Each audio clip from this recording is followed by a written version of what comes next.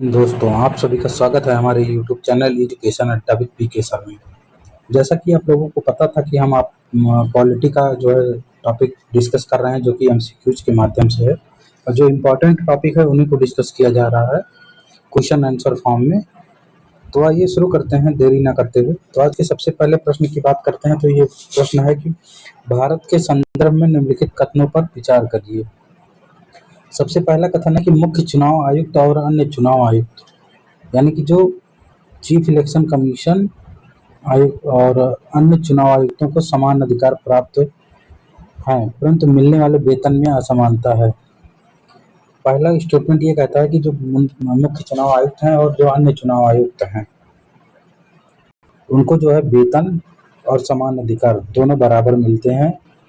ये तो सत्य है, लेकिन इसमें क्या दिया गया है कि चुनाव आयुक्तों को जो है समान अधिकार प्राप्त है, परंतु मिलने वाले वेतन में असमानता, यानी कि पहला स्टेटमेंट गलत हो जाता है, क्योंकि उनको जो है अधिकार और वेतन बराबर मिलते हैं। इसलिए यहाँ पर जो स्टेटमेंट दिया गया है वो गलत हो जाएगा।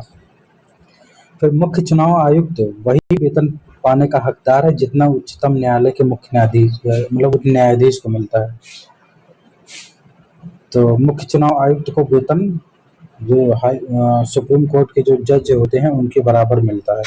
तो ये स्टेटमेंट दूसरा सही है।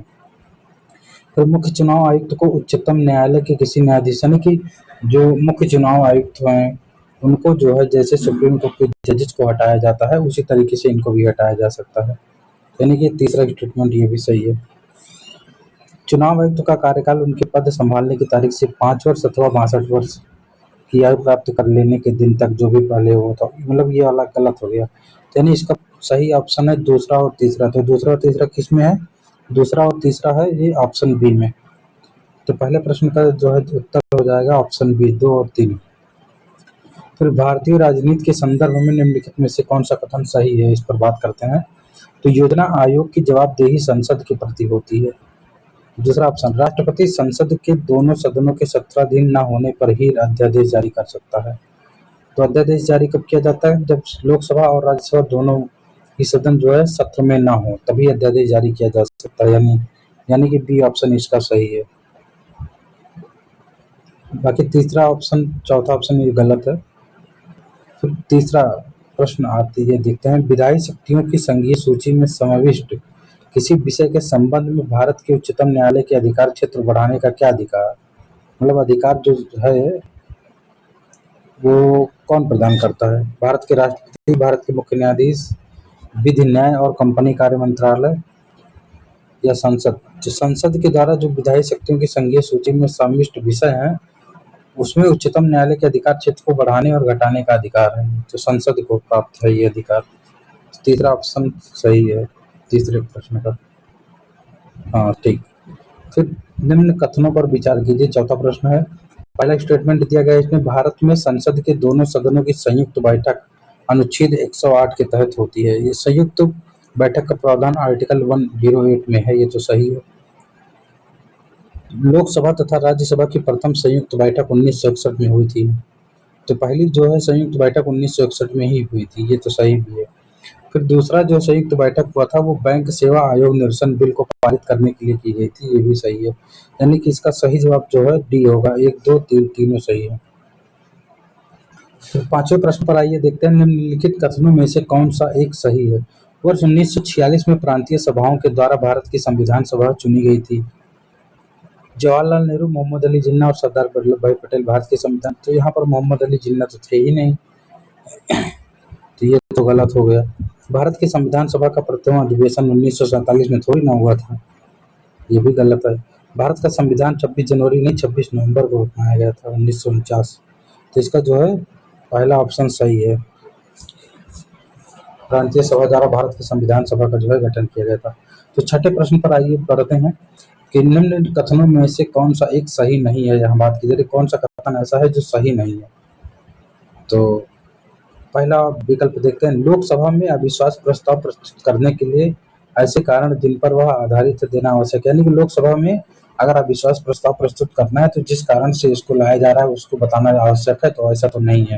लेकिन यहाँ पर दिया गया कि देना आवश्यक है, यानी कि ये वाला कथन गलत है। तो सही नहीं पूछा गया तो ये वाला हो गया सही, मतलब पहला क्वेश्चन जो है इसके इस प्रश्न का जवाब पहला है। बाकी जो तीनों स्टेटमेंट दिए गए हैं ये सही हैं, फिर इसका मतलब देख लेते हैं। लोकसभा में अविश्वास प्रस्ताव को स्वीकृत करने के लिए नियमों में ग्राह्यता की कोई शर्त निर्धारित नहीं है, बिल्कुल ये तो सही है। यदि किसी अविश्वास प्रस्ताव को स्वीकृत कर लिया जाए तो इजाजत मिलने के 10 दिन के भीतर उस पर कार्रवाई करना अनिवार्य है, ये भी सही है। राज्यसभा किसी अविश्वास प्रस्ताव को ग्रहण करने के लिए सशक्त नहीं है, ये भी सही, केवल लोकसभा ही है। तब आइए 7वें प्रश्न पर बढ़ते हैं कि भारत के उपराष्ट्रपति को अगर पदच्युत करने का संकल्प निम्नलिखित में से कहाँ प्रस्तुत किया जा सकता है? अगर उपराष्ट्रपति के पद पर जो आसीन व्यक्ति है उसको हटाना है, तो जो प्रस्ताव है वो कहाँ, संकल्प जो कहाँ पर लाया जाएगा? लोकसभा में, संसद के किसी भी सदन में, संसद की संयुक्त बैठक में, केवल राज्यसभा में? तो जैसा कि आप लोगों को पता ही है कि भारत का जो उपराष्ट्रपति होता है वो राज्यसभा का पदेन सभापति होता है, तो यानी कि वो राज्यसभा का सदस्य के रूप में होता है, तो वहाँ राज्यसभा में ही लाया जा सकता है ये। फिर 8वां प्रश्न है, भारत के चुनाव आयोग के कौन कौन से कार्य हैं, ये पूछा गया है। तो पहला कार्य क्या है? स्वतंत्र तथा निष्पक्ष निर्वाचन का अधीक्षण, निदेशन तथा संचालन करना। तो सही बात है, स्वतंत्र और निष्पक्ष चुनाव को आयोजित कराना ये जो है चुनाव आयोग का काम है। फिर दूसरा, संसद राज्यों के विधायकों, राष्ट्रपति तथा उपराष्ट्रपति के चुनावों की निर्वाचक नामावली तैयार करना, बिल्कुल निर्वाचन नामावली तैयार करना। चुनाव लड़ने वाले व्यक्तियों तथा राजनीतिक दलों को चुनाव चिन्ह तथा राजनीतिक दलों को मान्यता देना, ये भी स्टेटमेंट सही है। चुनाव विवादों में अंतिम निर्णय की उद्घोषणा करना, ये इसका काम नहीं है, यानी कि चौथा ऑप्शन गलत है, तो चौथा ऑप्शन इसमें है और इसका सही जवाब है पहला। 1, 2, 3 सही है।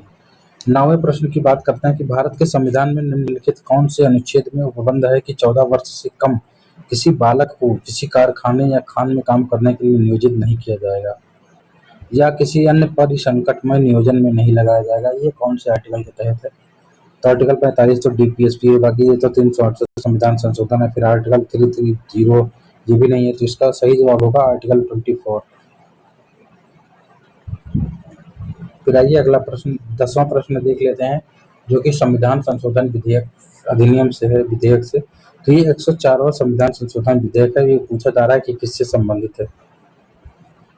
जैसा कि आप लोगों को पता ही है कि ये निजी शिक्षण संस्थानों में सामाजिक तथा शैक्षिक दृष्टि से पिछड़े वर्गों के लिए कोटा प्रदान करने की बात की गई थी इस विधेयक के माध्यम से, तो इसका सही जवाब सी ऑप्शन हो जाएगा। तो ये रहा आज का 10 प्रश्नों की श्रृंखला। तो बाकी मिलते हैं अब अगली क्लास में।